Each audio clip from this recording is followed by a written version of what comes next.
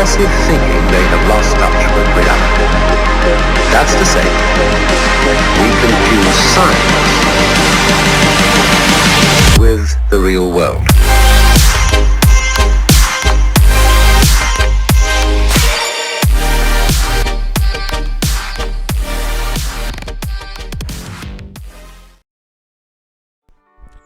What's going on, YouTube? I wanted to make this quick little video as a review for the SCUF Vantage 2 gaming controller. I had previously made a video talking about my experience with SCUF Vantage 2 gaming controller. It's been about 7 months now since I have had the SCUF Vantage 2 gaming controller. A little disclaimer before I start getting into the video. This isn't a video, it's not to promote SCUF at all, it's not to slander SCUF's name at all. It's an honest review from the time I've gotten the controller and until now. Again, this isn't a sponsored video, it's just me and my honest review of the SCUF controller. First things first, my first video that I made talking about the controller, I received mixed reviews of that video. I received about half and half. Some people liked the video, some people didn't like the video. I got a few comments on my last video telling me whether their opinions about SCUF,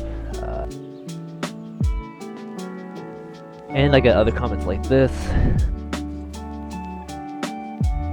and the other half of people either had the same experience I did or a similar experience.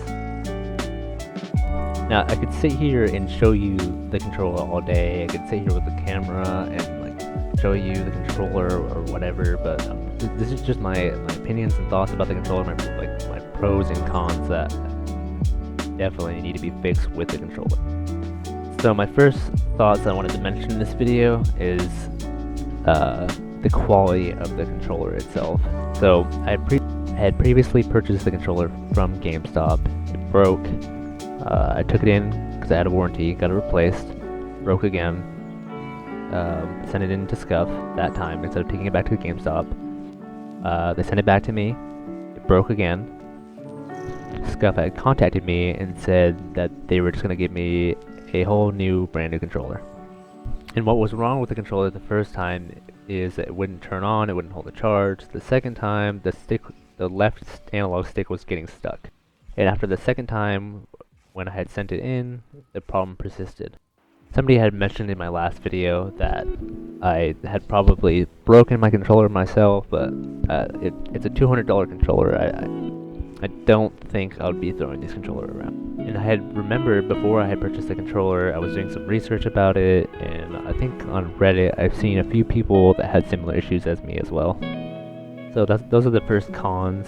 The pros about the controller: it's very, very responsive. It's so much smoother than a PlayStation 4 controller. And when I say smoother, I mean the analog sticks. I've used a PS4 controller, an Xbox One controller, an Xbox Afterglow controller, and transitioning from those and going to the SCUF Vantage 2 controller, you'd have to use it to feel the difference. Now, a quick note: for games like Rocket League, like the one I'm mainly using it for, you're gonna have to adjust your dead zone settings to get the perfect preference for yourself. That's a whole nother topic. Another con about the controller is the analog sticks themselves. They tend to fall apart.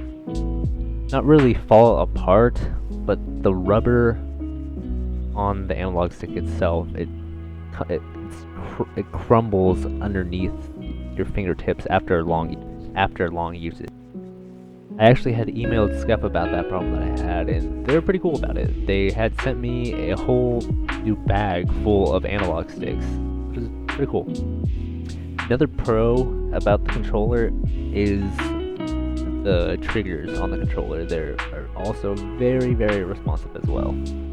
If I'd have to say something's wrong with them, they kind of squeaky a little bit. It's probably the only thing I could find wrong with the triggers. Like, you can hear the spring inside of them when you click them. Another pro about the controller itself is that it's really comfortable inside of your hand when you grip it.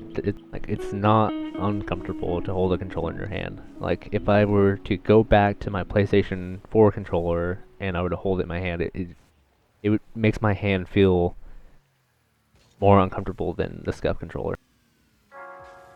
Now I want to talk a little bit about the app that comes with the controller.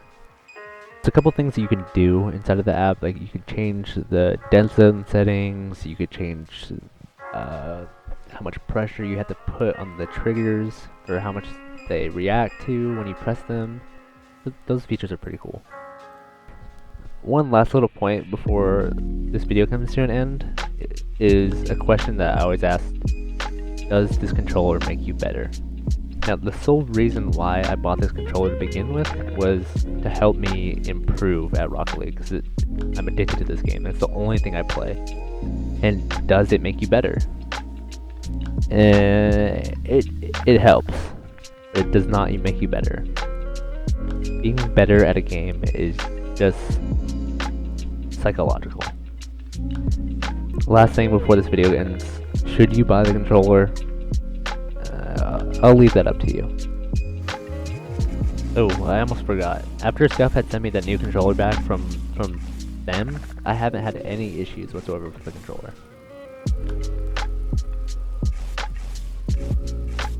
If you liked the video, like it. If you didn't like it, let me know why. And hit the subscribe button if you want to see more content. That's it for now. Thanks for watching.